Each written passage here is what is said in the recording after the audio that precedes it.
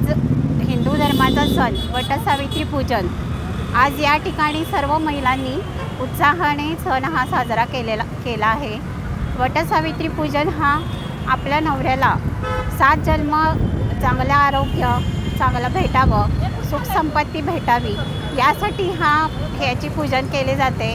जवळजवळ सावित्रीने ह्या झाडाची पूजा करून आपल्या नवऱ्याला जसं परत आणलं, मरणाच्या दारातून परत आणलं, तसंच या महिला ज्या आमच्या सगळ्या महिला आहेत त्या पण आपल्या नवऱ्यासाठी एक पूजन करतात, त्याला चांगले आरोग्य भेटावे यासाठी पूजन करतात। आणि आज आम्ही एक चांगला संदेश देतो। आजकाल जी झाडं तोडणी केली जाते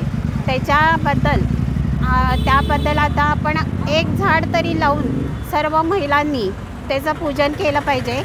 आणि आज वटसावित्रीची पूजा आहे। सर्व महिलांना सर्व शुभेच्छा देते।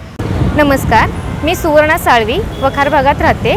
आपल्या हिंदू धर्माचं या सणाचं एक महात्म्य वेगळंच आहे। जन्मोजन्मी हाच पती मिळावा आणि जसा वटवृक्ष दीर्घायुष्य आहे तसा आपल्या पतिराजाला दीर्घायुष्य मिळावं म्हणून हा सण मोठ्या उत्साहाने आपल्या महाराष्ट्रामध्ये साजरा केला जातो।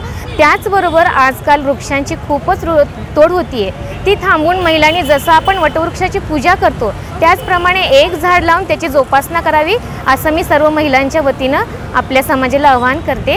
आणि जन्मोजन्मी आपल्याला हाच पती मिळावा, त्याचं आरोग्य छान राहावं यासाठी मी वटवृक्षाला सुद्धा नमस्कार करते।